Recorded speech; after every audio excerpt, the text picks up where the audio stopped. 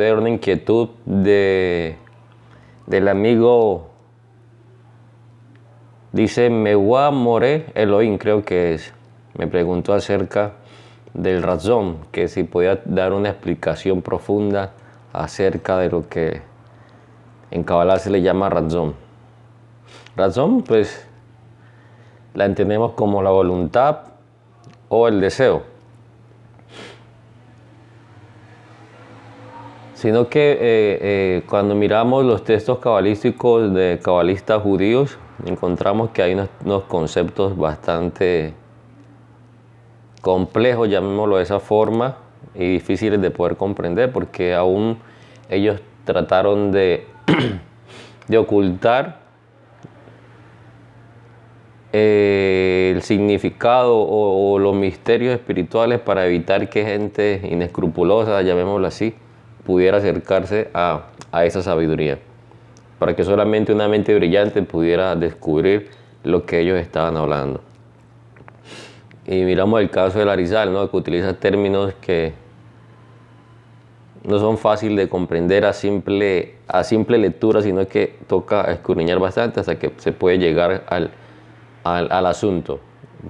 Conceptos como Arihampin, como Zeirampin, como Nukba, Parsuf, todo eso confunde mucho a las personas y se queda en un lenguaje como muy técnico, muy científico. Y la idea de la espiritualidad es poder tomar esos conceptos y traerlos a nosotros para poderlos aplicar y poder hacer de la espiritualidad algo más real. Y estamos en ese tiempo en que la espiritualidad se está volviendo cada vez más real. La razón simplemente es la voluntad o el deseo. Está asociada con Keter. Keter la conocemos en Kabbalah metafóricamente como el Padre, también se le llama el cráneo o en arameo el Gólgota.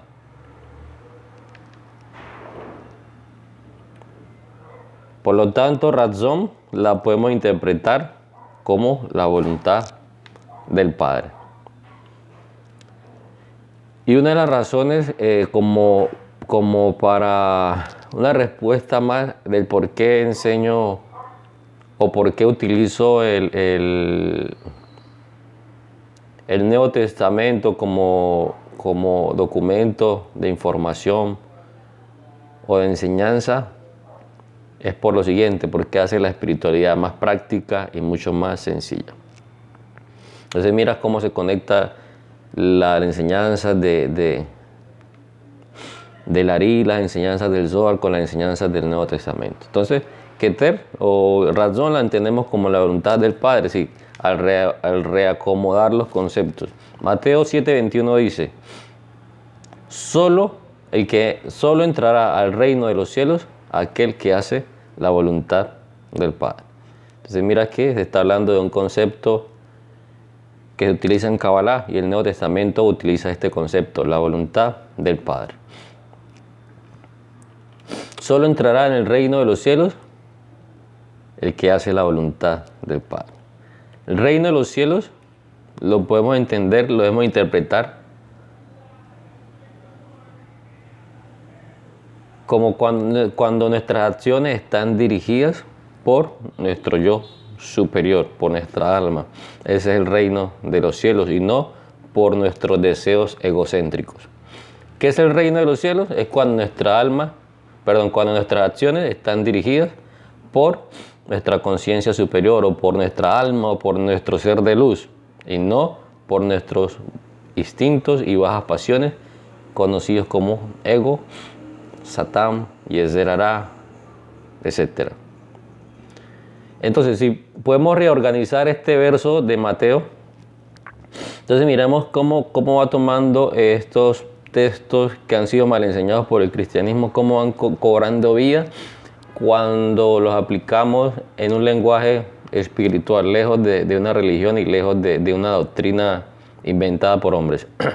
Entonces este verso, si lo podemos reorganizar, lo podemos hablar de la siguiente forma: todos los que hacen la voluntad del Padre podrán vivir en plenitud, porque eso es lo que ocurre cuando nuestro ser de luz domina sobre nuestro ego o sobre nuestro lado oscuro.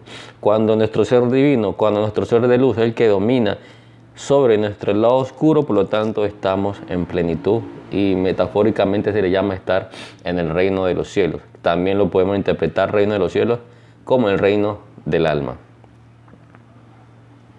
Entonces la pregunta es, ¿cuál es la voluntad del Padre? ¿Cuál es el razón?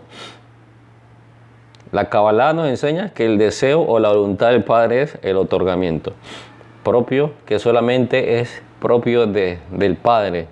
Y hablemos de Padre para no profundizar más en el concepto de Padre, para no entrar más en confusión. Por ahora vamos a dejar ese concepto en Padre. Entonces, ¿cuál es la voluntad o cuál es el deseo del Padre? La Kabbalah nos enseña que es el otorgamiento. Entonces, hacer la voluntad del Padre es otorgar. Mira lo que dice la primera carta a los Tesalonicenses, capítulo 4, verso 3. Porque esta es la voluntad de Dios, vuestra santificación. Es decir, que os abstengáis de inmoralidad sexual. ¿Cuál es la voluntad de Dios? Que os abstengáis de inmoralidad sexual. Eso se llama santificarse. ¿Qué es santificarse? Abstenerse de inmoralidad sexual. Ahora, ¿qué es la sexualidad? Pensamos que cuando hablamos de sexualidad, siempre lo llevamos al plano físico de hombre y mujer. Todas las relaciones personales, interpersonales, son relaciones sexuales. Cuando hay moralidad sexual en las relaciones interpersonales, cuando lo que prima es el deseo egoísta de recibir para nosotros mismos. Eso es inmoralidad sexual, cuando hay un deseo egoísta de recibir para nosotros mismos. Entonces ya sabemos que la sefirá conecta a la sexualidad y eso significa conectividad. En otras palabras, otorgamiento. Entonces mira que cómo tomamos esos conceptos y tratamos de hacerlos más humanos, llamémoslo así, que los podamos entender, los podamos comprender y los podamos asimilar y practicarlos de una manera muy sencilla. Entonces, según este verso, santificarse es otorgar. Otro concepto que podemos utilizar para santificación es que el cuerpo, las emociones y el intelecto estén vibrando en armonía, que estén maduros los tres cuerpos que tenemos nosotros: el cuerpo de la acción, el cuerpo emocional y el cuerpo pensante o el intelecto.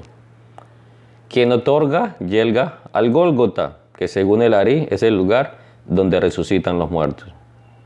Keter, la corona, Gólgota. Y si recordamos la historia que encontramos en el Nuevo Testamento acerca de la muerte de Jesús, dice que él fue llevado al Gólgota, murió allí, pero también resucitó al tercer día. Ya creo que he explicado acerca del 3.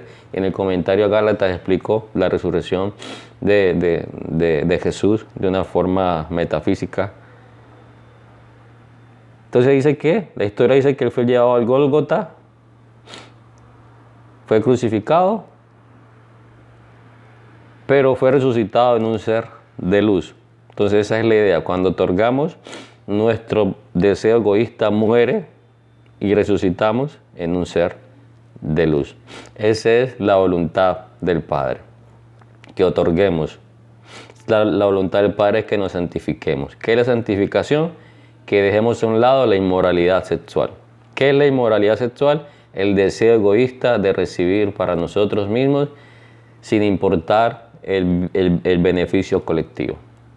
Cuando domina el deseo mío por encima del colectivo, no estoy haciendo, entre comillas, lo que se conoce como la voluntad del Padre. Eso es básicamente el concepto de razón explicado, tratando de explicarlo de una manera más sencilla y más clara. ¿Ok? El Creador, la luz infinita, habite en sus corazones y en sus almas. Hasta la próxima.